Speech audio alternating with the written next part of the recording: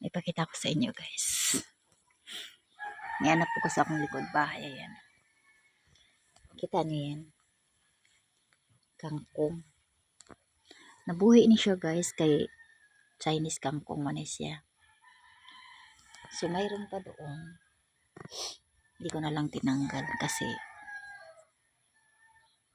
mabuhi man po siya. Pero naapidag kong kangkong. So diring dapita guys. Ayan o. Kita niyo yan. Nagtanong ko og talong. So binili ko sa nagpalit ako kanang seed sa Shopee. So dito ko muna nilagay. Ako sanang rimarik para maganda ang tubo. Diri lang ang side na yan. Para maganda ang tubo niya ba. Yan. Unti-unti kong tanong guys. So, dito gapita ang sili, bell pepper, dito talong. So karon umuulan. Umuulan siya kaya ngayon ko siya tinanim. Mga pila pa kaadlaw bago mo muturok. 3 days. So tingnan natin pag 3 days na. Then ipakita na ko sa inyo kung hinturok na after 3 days. Yan. Magtanong-tanong ko guys kay para dili na mamalit. So kung dagan sa siya pwede siyang ibaligya. Kaning dapita kasi guys, kabatunan siya mo nang digig ka kung dili gid ka tanom-tanom. So ang kanang may mga yuta-yuta mao nang akong gitamnan. Ya kangkong siya guys. Ipasag na lang na ako siya guys.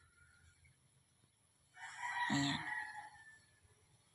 As ang katong okra napag ginahabilin. Ang tagas bitaw nga okra guys kanang mamungo siya tagas ba. Nalinsing na siya so naapagit. Ako na siya gikuan ko sa akong gibutang sa akong nilaga dito sa kuwaon to siya kay ako itanong to atoy na nakuha na siya guys na sa tawag niya yung laya na dili juga ka tanong ng mabuti kasi mga bato kung asa tong may yuta maubitaw akong gitamnan para kahit papaano na ay makuha guys ba.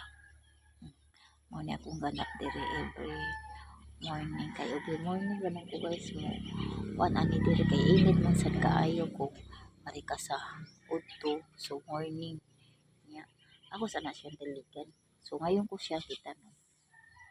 Tingnan natin pa after 3 days kung makuan ba siya sana nga kasi nga para ba kahit pa paano mayroon kami magulay-gulay yan ano lang na din akong gitrabaho guys nya di na ko mapalgari kangkong kay may kangkong diha so naapagi kahit pa paano kangkong na madaginot na ko kay salin na siya sa kuan guys ba simpigi pang-od nya sa dugay na bitaw siya ana na siya kay nagtubigan na diha guys tubigan man na siya diha pero kaning kangkong tubo na siya kahit bisag may tubig kay Chinese kangkong man siya wala na siya katagas guys kay siguro ang buto nga ano siya katagas dahil naapak-apakan tamak-tamakan pa guys so ayan yan lang ipakita ko sa inyo guys malag na din niya po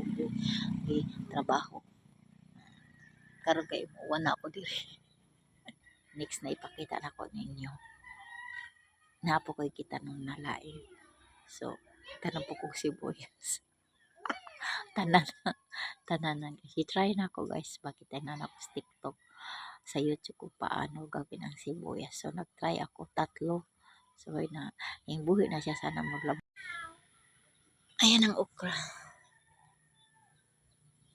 diba nalinsig na po siya guys nanap ko ko'y kwao na okra guys ayan